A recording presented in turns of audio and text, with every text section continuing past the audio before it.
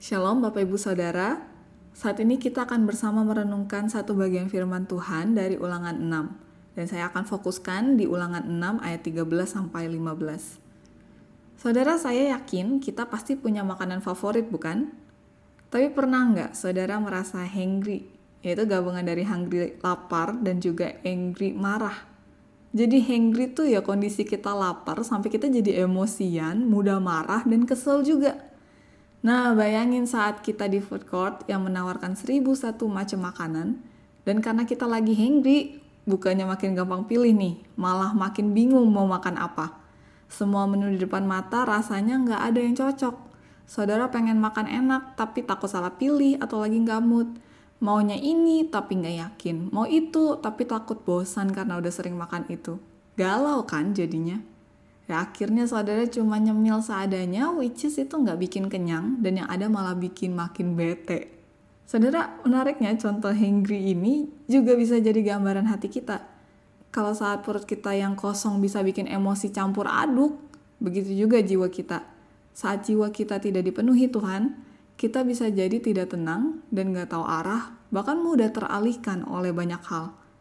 Ya kita tuh pengennya setia sama Tuhan, tapi suka bingung dan gak fokus. Maunya ikut Tuhan, tapi sering terombang-ambing oleh keinginan lain. Hati kita jadi campur aduk, gak konsisten, dan kesetiaan kita pun ikut goyah. Nah, dalam Ulangan 6 ayat 13-15, bagian ini menyatakan tentang kesetiaan yang penuh kepada Allah. Ayat 13 dibuka dengan, engkau harus takut akan Tuhan Allahmu. Tentu bukan takut karena hal duniawi mengancam kita, membuat kita cemas. Tapi takut akan Tuhan ini berarti dengan sikap hormat yang benar, taat sepenuh hati, karena kita tahu kita berhadapan dengan Allah yang kudus dan berdaulat. Sehingga selanjutnya dikatakan, kepada Dialah engkau harus beribadah, dan demi namanya engkau harus bersumpah.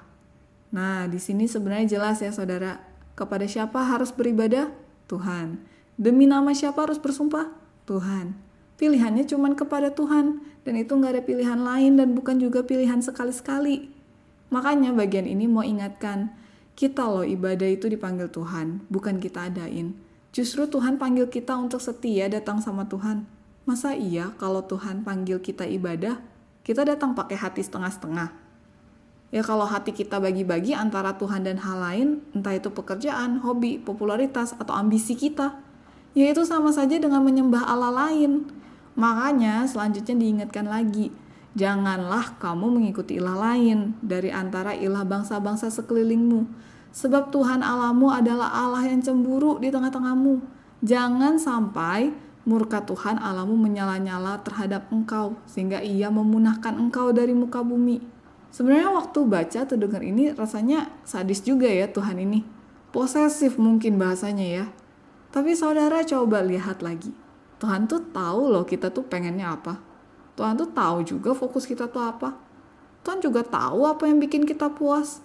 Menariknya nih, yang baik itu kan semua berasal dari Tuhan ya. Tuhan juga tahu gimana caranya kasih yang terbaik bagi kita. Tentu cemburu itu bukan karena ego, tapi karena kasih yang kudus. Tuhan itu serius terhadap umatnya karena hanya Tuhan yang benar-benar bisa memuaskan hati kita. Dan yang Tuhan inginkan adalah kita fokus padanya, bukan hal-hal yang hanya memberi kepuasan sementara. Saudara, dalam bagian ini, gimana sama hati kita? Apa yang bikin kita tuh jadi hangry rohani? Yang bikin kita tuh gak fokus dan campur aduk? Apa yang buat kita jadi melihat Tuhan itu cuma pilihan? Saudara, memang dunia bisa membutakan fokus kita, menciptakan hangry rohani, dan membuat kita tidak melihat Tuhan itu prioritas. Dan inilah kita manusia berdosa. Tapi saudara, kita tuh gak berhenti cuma sampai manusia berdosa. Tuhan itu penuh anugerah. Tuhan berikan Yesus Kristus menebus setiap kita, sehingga kita diampuni. Bahkan setiap kita datang mengaku dosa, Tuhan yang adil dan setia itu mengampuni kita. Dan saat ini kita dipanggil untuk ikut Tuhan.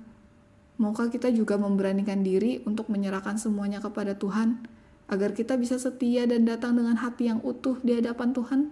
Ingat, kesetiaan itu bukan soal sempurna, tapi tentang keberanian untuk memilih Tuhan terus-menerus. Gimana caranya pilih Tuhan terus-menerus? Ayat 25 menegaskan, kita akan jadi benar apabila kita melakukan segenap perintah itu dengan setia di hadapan Tuhan Allah kita, seperti yang diperintahkannya kepada kita.